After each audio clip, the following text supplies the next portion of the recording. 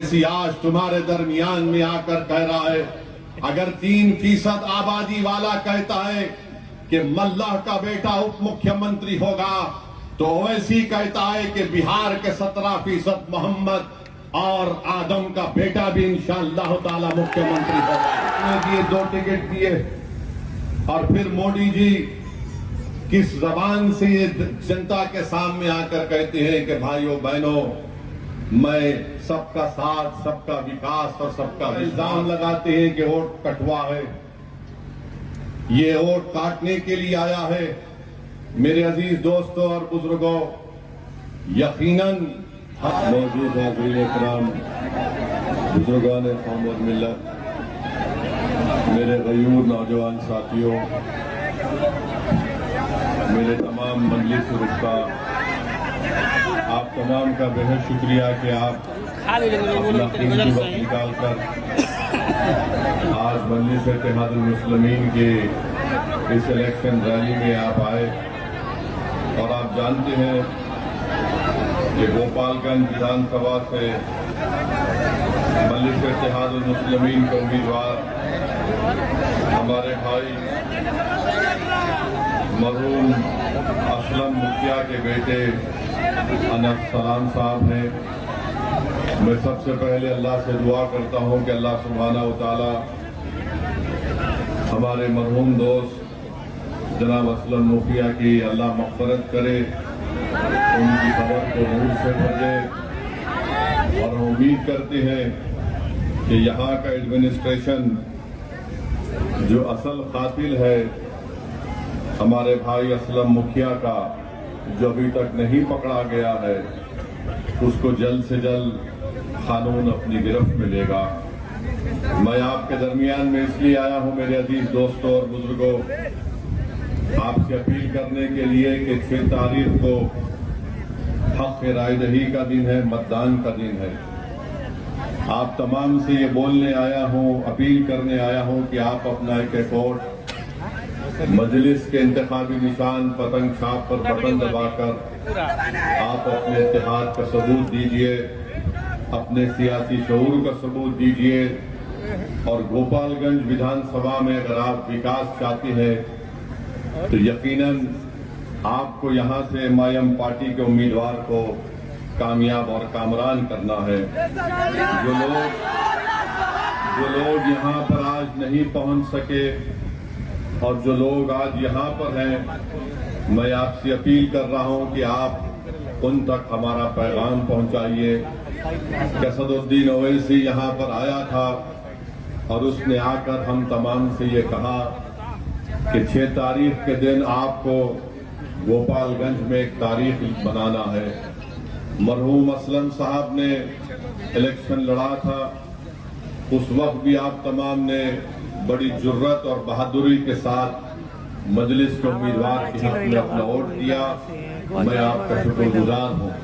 मगर अब की बार हमको यहाँ से अपना विधायक को कामयाब और कामरान करना है, ताकि वो बिहार की विधानसभा में जाकर यहाँ पर जो तालीम का मसला है, जो यूनिवर्सिटी एक जिले में नहीं है, उसको बना सके। यहाँ पर अस्पताल नाम का तो है, मगर यहाँ पर डॉक्टर और दवाएं नहीं मिलती हैं। यहाँ का नौजवान बेरोजगार है, उसका मुकद्दर बेरोजगारी बना दिया गया है। और आप जानते हैं कि बड़ी तादाद में नौजवान यहाँ से निकलकर भारत के कोने कोने में चले जाती हैं।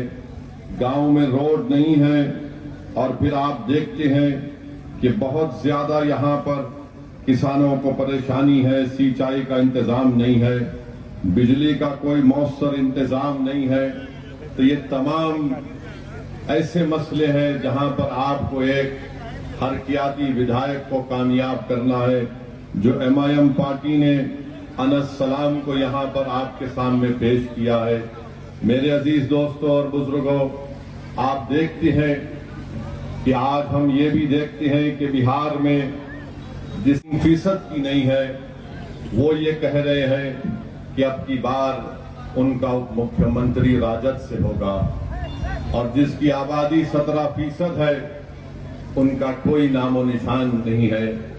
अगर कोई बिहार में ये कहता है कि अब के बार मल्ला का बेटा डिप्टी चीफ मिनिस्टर होगा, तो मैं पूरे आप तमाम से एक सवाल और एक फिक्र देकर जाना चाहता हूं कि क्या आदम का बेटा मुख्यमंत्री नहीं हो सकता? क्या अब्दुल का बेटा मुख्यमंत्री नहीं हो सकता? क्या मोहम्मद का बेटा मुख्यमंत्री नहीं हो सकता? क्या अनस सलाम आपका विधायक नहीं हो सकता? अभी चुनाव शुरू नहीं हुआ तो मल्लाह के बेटे ने कह दिया, राजद के नेता के मौजूदगी में कह दिया कि अब के बार उप मुख्यमंत्री हमारे समाज का होगा, जिनकी आबादी सिर्फ 3% है और जिसकी आबादी 17% है, जो मोहम्मद का बेटा है, जो आदम का बेटा है, जो अहमद का बेटा है, वो ये ख्वाब भी नहीं देख सकता। तो ये इंसाफ की लड़ाई है, याद रखिए। 17% है और कितने टिकट दिए जाते हैं? जो 14% हैं उनको कितने टिकट मिलते हैं आप खुद देख लीजिए। 14% हैं तो 36% टिकट दिए जाते हैं। अब आप बताइए, जब असदुद्दीन ओवैसी ये बात करता है तो ये लोग हमको झूठा इल्जाम लगाते हैं कि वोट कटवा है, ये वोट काटने के लिए आया है। मेरे अजीज दोस्तों और बुजुर्गों, यकीनन हम वोट लेंगे और वोट देंगे भी इंशाअल्लाह ताला। अब तक हम सिर्फ वोट देते आए थे। ये जालिम लोग नहीं चाहते कि आप वोट हासिल करें। मजलिस आपको ये पैगाम देने आई है कि हम वोट लेंगे भी, वोट हासिल भी करेंगे और इंशाअल्लाह ताला हम यहां से अपने उम्मीदवार को यहां का विधायक बनाकर भिजाएंगे। और दूसरी तरफ आप देख लीजिए, एनडीए है, बीजेपी है। बीजेपी तो अल्पसंख्यक समाज, जो भारत की 14% आबादी, उसमें से किसी को टिकट नहीं देते। जेडीयू है तो कितने दिए? 2 टिकट दिए। और फिर मोदी जी किस जबान से ये जनता के सामने आकर कहते हैं कि भाइयों बहनों, मैं सबका साथ, सबका विकास और सबका विश्वास चाहता हूं।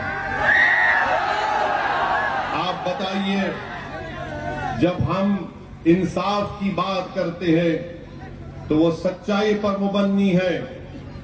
बाबा साहेब अम्बेडकर ने जो संविधान बनाया, बाबा साहेब अम्बेडकर ने संविधान में लिखा कि अब तो मैं संविधान बना रहा हूं, तब ये जिम्मेदारी उन कमजोर लोगों की है जिनके पास कोई ताकत नहीं है।